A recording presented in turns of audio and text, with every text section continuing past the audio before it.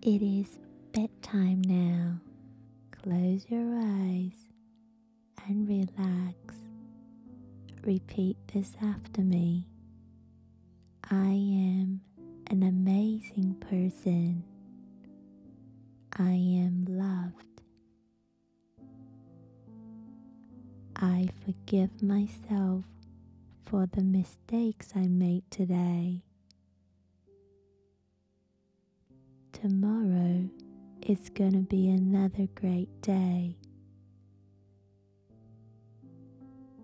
I am courageous.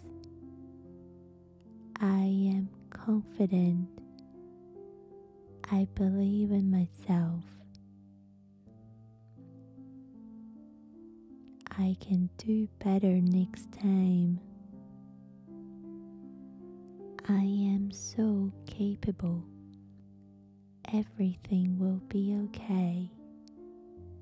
Now relax and enjoy today's story. Beauty and the Beast. Once upon a time, there was a merchant who had 3 beautiful daughters. The eldest sisters cared only for fine dresses and jewels, but the youngest, called Beauty, had a kind and gentle heart and was especially loved by her father. One day, the merchant was going off on a long journey, and he asked his daughters what they would like him to bring home. "I'd like a fine emerald necklace," said the eldest.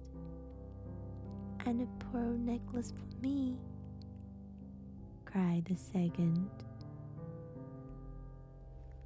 "I would like you to bring yourself home as soon as possible," said Beauty. "And if you can find one, I would like a white rose." The 2 sisters made fun of Beauty for asking their father to bring her a rose. "You have lots of roses in your garden," they said, "but I do not have a white one," said Beauty. And she wondered why they wanted jewels. The merchant did not forget his daughter's wishes, and before returning home, he bought an emerald necklace and a pearl necklace. But nowhere could he find a white rose for Beauty, for it was winter and snow was falling. As he was nearing home, the merchant missed his way in the snowstorm and could not tell where he was. Just as he was about to turn round, he saw lights ahead and soon found himself at the door of a great castle. He hoped that they would offer him shelter for the night, but as he went to knock on the door, he saw that it was open. Not a servant was inside, so he went inside. In the great hall, he found a splendid supper laid out. He sat down and enjoyed the feast. In the corner of the hall was an open door, and when he looked in, he saw a bedroom that looked as if it had been prepared for him. The merchant was very tired, so he went to bed and slept soundly. In the morning, a fine suit had been laid out for him to wear, and a hearty breakfast awaited him in the hall. He would have liked to thank his kind host, but still the merchant saw no one. As he walked through the garden on his way to the stable to collect his horse, he spied a beautiful rose bush covered with white blooms. Thinking of his daughter and her request, he reached out and picked a single rose.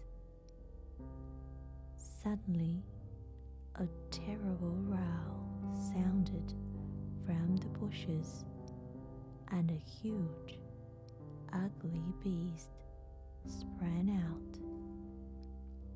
"Who is stealing my white rose?" he growled. The poor merchant stumbled and could barely speak. "I did not mean to steal. My daughter begged me to bring her a white rose, and this is the only one I have seen. It is my favorite rose, and anyone who touches it must die," said the beast.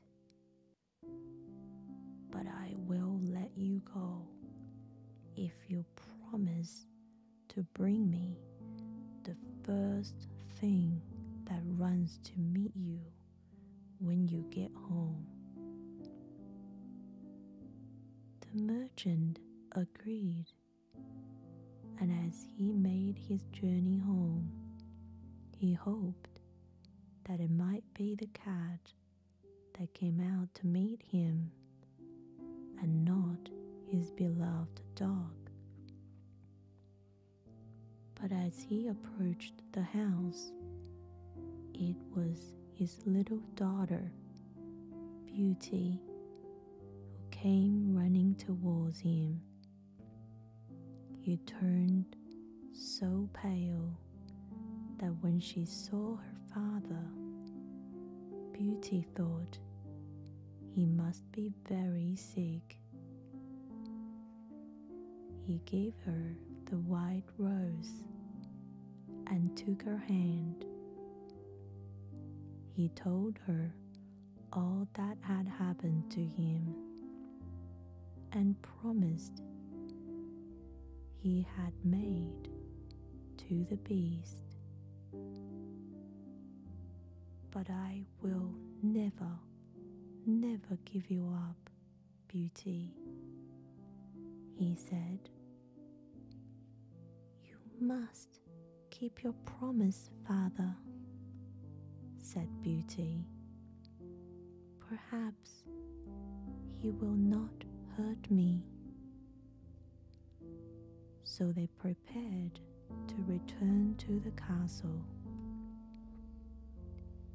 They rode silently through the forest, for they were too sad to speak. At the castle, they found the front door open and a meal laid out in the great hall. Only this time, the table was set for two.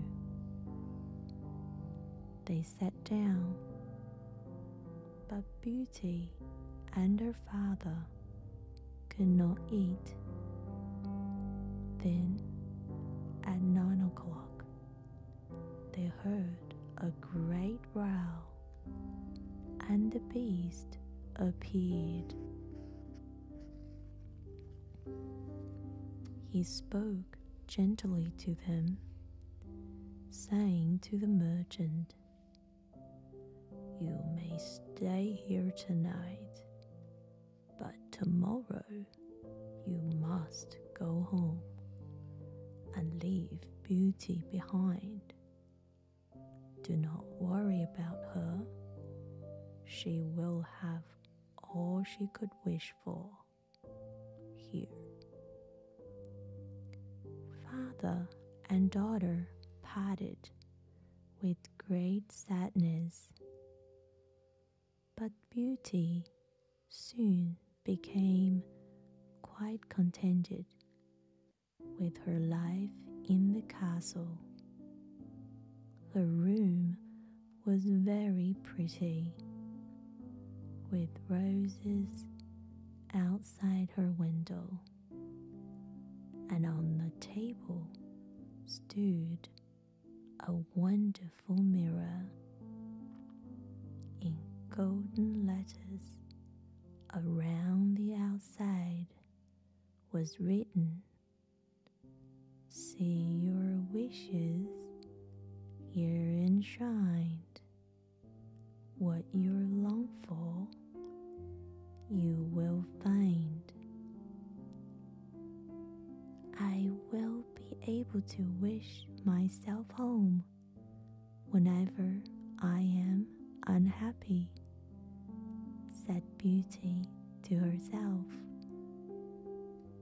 And she often looked into the mirror to see what was happening to her father and sisters at home. For she spent every day amusing herself and saw no one until the evening when the beast joined her for supper. After they had eaten, Beauty would sing to the beast. One night, he asked her, "Do you think I am very ugly?" His voice sounded so sad that Beauty found it hard to answer him. "You have a very kind face," she said, at last with a sigh. "But you really are very ugly."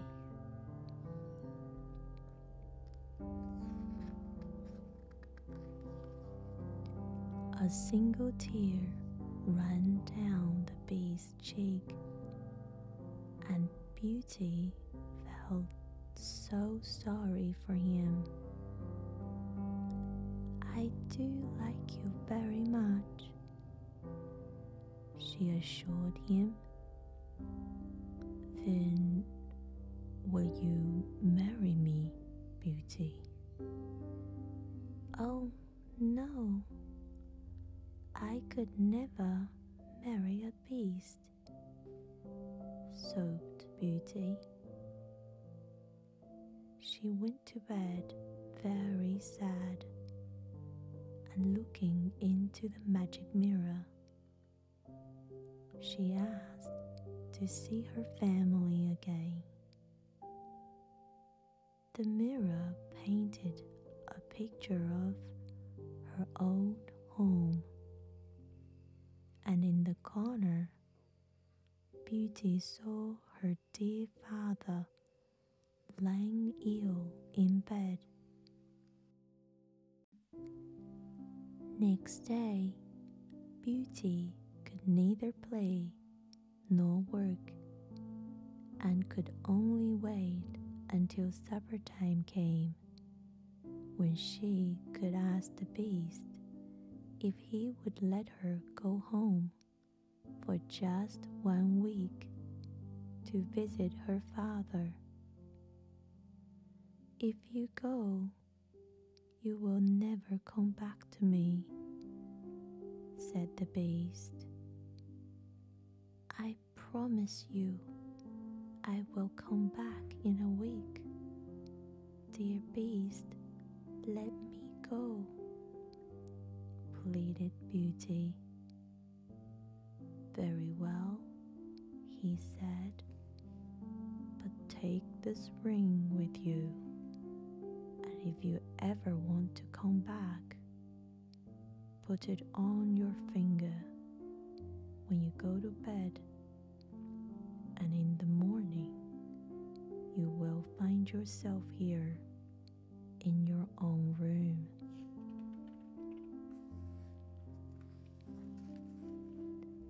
That night, Beauty looked into the magic mirror and wished herself home. She fell asleep on her bed, tightly clutching the ring, and when she woke, she was in her father's house. He wept with joy to see his little Beauty again and began to get well. At the end of 1 week, Beauty could not bear to leave her father, so she broke her promise to the beast and stayed another week. One night, she had a strange dream. She dreamed that she was back in the beast's garden, wandering around. As she came to the white rose bush, she found the poor beast laying on the ground, and he looked as if he were dying. As she ran towards him, he cried out, "Oh, Beauty, you have broken my heart, and I shall die without you." Beauty woke up from her dream and so longed to see her dear beast again that she reached out for the magic ring and slipped it onto her finger. When she next awoke, she found herself back in her pretty room in the beast's castle,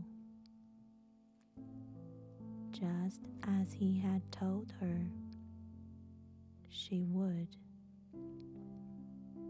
Remembering her dream, Beauty quickly ran out into the garden to see if he was there. When she reached the white rose bush, she found the beast lying so stiff and quiet that she thought he was dead.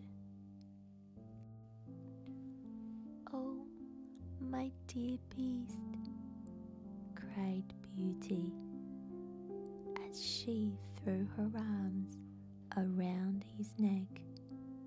"Please don't die, for I have come back to take care of you, and I will marry you, for I love you with all my heart." She put her head in her hands and wept, and when she stood up, she could not see the beast. Instead, through the tears, she could only see a handsome young prince beside her. "Who are you? And what have you done with my beast?" asked Beauty. "Do you not know me, dear Beauty?" said the prince. "I am the beast you loved, and to whom you give life and happiness. A witch cast a spell over me so that I took the form of an ugly beast, and nothing could set me free until a beautiful girl loved me and promised to marry me." "If you really are my dear beast, then I will marry you," said Beauty. Together they went to the magic mirror, and when Beauty looked in, she saw her father living for the rest of his days in the castle with her. When the prince looked in the mirror, he saw a wedding with Beauty, his bride, carrying a bouquet of white roses.